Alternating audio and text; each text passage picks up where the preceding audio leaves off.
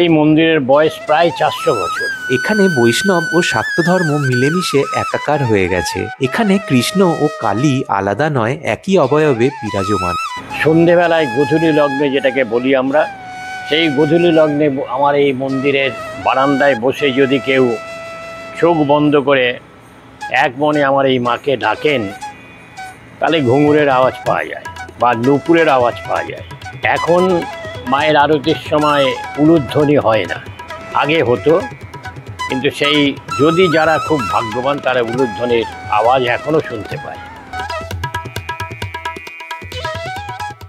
আগের ভিডিওতে আপনাদের কলকাতার কালীঘাটের কাছে অবস্থিত মহীশূর উদ্যানের কথা বলেছিলাম। সালটা 1894, যখন ভারতের গভর্নর জেনারেল লর্ড এলগিন কলকাতায় তার সাথে বিশেষ কোনো কাজে সাক্ষাৎ করতে আসেন মহীশূরের মহারাজা চামারাজেন্দ্র ওয়াদিয়ার। কলকাতায় থাকাকালীন ডিপথেরিয়া রোগে মারাত্মকভাবে আক্রান্ত হয়ে কলকাতাতেই দুর্ভাগ্যবশত মাত্র 33 বছর বয়সে তিনি দেহত্যাগ করেন। তখন তার দাহকার্যের জন্য কেওড়াতলা মহাশ্মশানের এই পাশের জায়গাটি কিনে নেওয়া হলো এবং রাতারাতি তৈরি করা হলো রাজঘাট ফুল ফলে সাজানো এই বাগানটি, এবং বাগানের অপর প্রান্তে কর্ণাটকা স্থাপত্যে তৈরি করা হলো বিষ্ণু মন্দির, এবং বিষ্ণু মন্দিরের ঠিক পাশেই রয়েছে একটি খুব সুন্দর শিব মন্দির। শোনা যায় এই শিব মন্দিরটি ত্রিপুরার কোনো এক রাজা তৈরি করেছিলেন। এই মন্দির প্রাঙ্গণে দাঁড়িয়ে আরো দুটি মন্দিরের চূড়া দেখতে পাবেন। একটি হলো দক্ষিণেশ্বর মন্দিরের আদলে তৈরি একটি শিব মন্দির, এবং ঠিক তার পাশেই রয়েছে এখানকার বহু প্রাচীন কৃষ্ণকালী মন্দির। আগের ভিডিওতে আমরা দক্ষিণেশ্বর মন্দিরের আদলে নির্মিত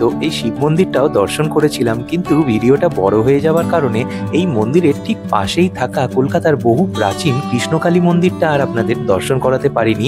তাই আজকের ভিডিওতে আমরা কলকাতার বহু প্রাচীন এবং একমাত্র এই কৃষ্ণকালী মন্দিরটাও দর্শন করব এবং সঙ্গে জেনে নেব এই মন্দির তৈরির ইতিহাস এবং এই মন্দিরের সাথে জড়িয়ে থাকা যাবতীয় তথ্য। আর যারা এখনো এই মহীশূর উদ্যানের ভিডিওটা দেখেননি তাদের জন্য উপরে আই বাটনে এবং ডেসক্রিপশনে লিংক দেওয়া রইল। অনুরোধ করব এই ভিডিওটা সম্পূর্ণ দেখা হয়ে গেলে একবার মহীশূর উদ্যানের ভিডিওটা দেখে নিতে পারেন। অপূর্ব সুন্দর কিন্তু এই জায়গাটি। তাহলে চলুন শুরু করা যাক আজকের ভিডিও। নমস্কার, আমি সৌরভ, দ্য আননোন ডাইরেকশনস পরিবারে আপনাদের প্রত্যেককে স্বাগত জানিয়ে টেম্পলস অফ বেঙ্গল সিরিজের আরও একটা নতুন ভিডিও শুরু করতে চলেছি। এবং প্রথমেই বলি কিভাবে এখানে আপনারা খুব সহজে চলে আসতে পারবেন।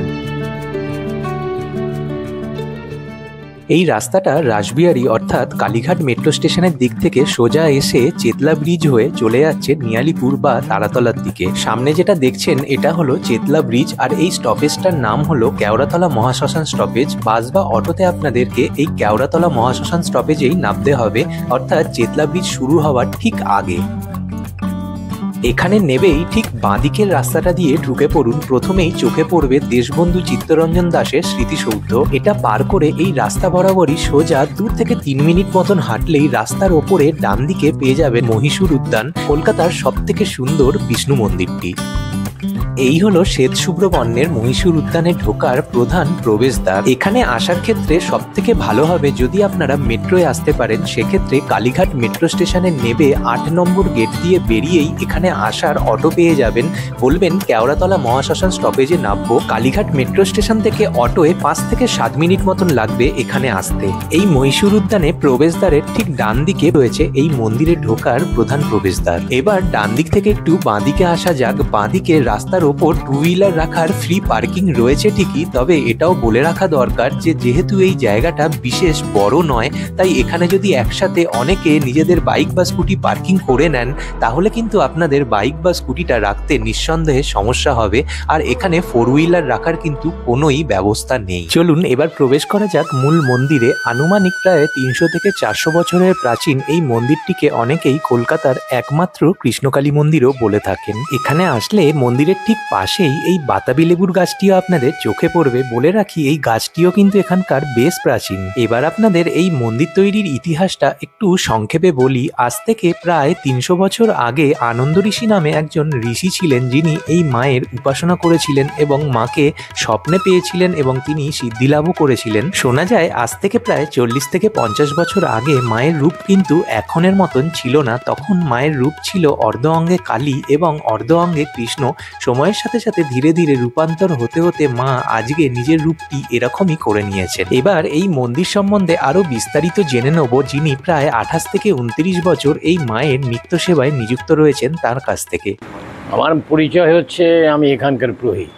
আমার যতটুকু জানা আছে বা যতটুকু আমি জানি, এই মন্দিরের বয়স প্রায় 400 বছর। তবে মন্দিরটা আগে খুবই খারাপ অবস্থায় ছিল, ক্রমে ক্রমে রেনোভেট হতে হতে হতে হতে এই জায়গায় এসে দাঁড়িয়েছে। এই মাকে আজ থেকে প্রায় 300 বছর, ধরুন 300 বছর আগে আনন্দ ঋষি বলে একজন ঋষি ছিলেন। তিনি এনার উপাসনা করে এনাকে স্বপ্নে পেয়েছেন এবং সিদ্ধিলাভ করেছেন। এই সিদ্ধিলাভ করার পরে এই মূর্তি এসছে। আগে আজ থেকে প্রায় 40-50 বছর আগে এর মূর্তি ছিল একদিকে কৃষ্ণ, একদিকে কালী, অর্ধ অঙ্গে কৃষ্ণ, অর্ধ অঙ্গে কালী। কিন্তু ধীরে ধীরে রূপান্তর হতে হতে মা নিজের রূপ এই রকম করে নেয়। মা যে খুব জাগ্রত, এটা আমি বিশ্বাস করি বা এটা আমি জানি। কখনো কখনো মা সামনের দিকে হেলে, কখনো কখনো মা ডান দিকে হেলে, কখনো কখনো মা বাঁদিকে হেলে। এই মায়ের যারা সাধনা করেন বা এই মায়ের যে ভক্ত যারা এখানে আসেন, তারা একদম স্থির বা এক মনে মায়ের কাছে কিছু পায়, চাইলে পায়। এখানে ভক্তি ছাড়া কিছু নেই। অনেক যাত্রী, অনেক ভক্ত এখানে আসেন, তাদের মনস্কামনা পূর্ণ হলে তারা পুজো দিয়ে যান, ফলস্বরূপ পুজো দিয়ে যান। এরম বহু, আমি প্রায় 28-29 বছর পুজো করছি, আমি অনেক জিনিস দেখেছি। এর সাধনা বা এর মূর্তিটা যদি নিজের মনে মনে চিন্তা করা যায়, তাহলে অনেক কিছু উপলব্ধি করা যায়। এর বৈশিষ্ট্য হচ্ছে, আমি এখানে প্রায় 1.5 ঘন্টা আরতি করেছি। একটা আরতি না, টোটাল আরতির সময় 1.5 ঘন্টা। এখন সেই আরতি 40 মিনিট এসে দাঁড়িয়েছে। তার কারণ যারা আমার বাঁধনদার ছিল, তারা অতক্ষণ পর্যন্ত বাদ্যযন্ত্র বাজাতে পারেনি। এই 1.5 ঘন্টা ওই আরতি করা আমার কোনো সাধ্যাতীত, আমার ক্ষমতার বাইরে। উনি যদি শক্তি না দিতেন তাহলে আমি পারতাম না। এখনও তাই, এই যে 40 মিনিট আরতি করি, 40 মিনিট আরতিটা not a matter of joke. বাহাতে ঘন্টা থাকে, সেই ঘন্টার ওজন প্রায় 2 কেজি। পঞ্চপ্রদীপ, কর্পূরদানি, তারপরে জলশঙ্খ, ধূপ, তারপরে কাপড়, তারপরে ফুল, তারপরে হচ্ছে আয়না এবং সর্বশেষ হচ্ছে চামর। এই দিয়ে পুজো, এই দিয়ে আরতি হয়। অমাবস্যায় ভোগ হয়, পূর্ণিমাতে সিন্নি হয়।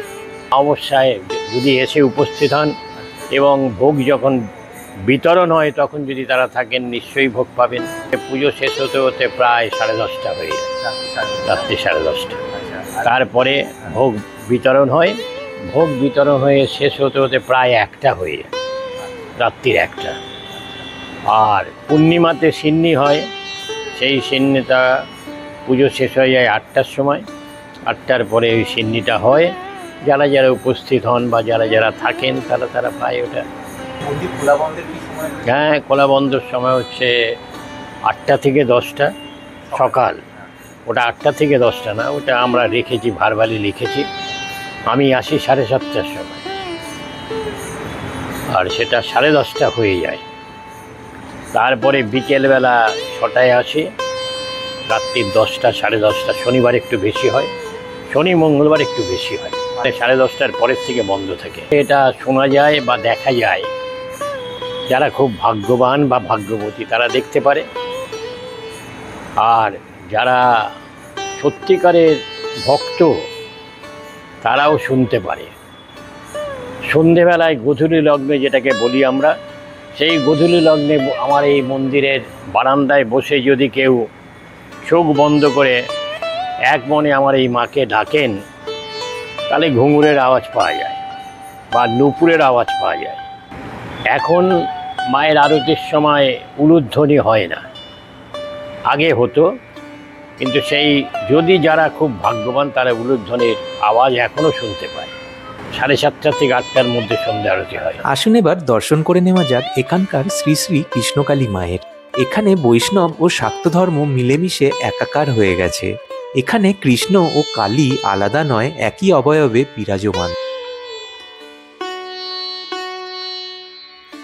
তো আজকের ভিডিওটা এখানেই শেষ করছি। আশা করছি এই ভিডিওর মাধ্যমে আপনাদের এই জায়গার যাবতীয় তথ্য দিতে পেরেছি। তারপরেও যদি কিছু রয়ে গিয়ে থাকে তাহলে কমেন্ট সেকশন তো খোলাই রইল, আপনারা অবশ্যই কমেন্ট করে জানাবেন। আপনাদের প্রত্যেকটা কমেন্টে রিপ্লাই করার চেষ্টা করব আমি। আর যদি আপনাদেরও সন্ধানে এরকম কোনো জায়গা থাকে তাহলে সেটাও আপনারা কমেন্ট করে বলতে পারেন। আমি আমার পরবর্তী ভিডিওতে চেষ্টা করব সেই জায়গাটা কভার করা এবং আপনাদের নামটাও আমি মেনশন করব। তাহলে ফিরছি খুব তাড়াতাড়ি নতুন কোনো ভিডিও নিয়ে। টিল দেন ভালো থাকবেন, সুস্থ থাকবেন।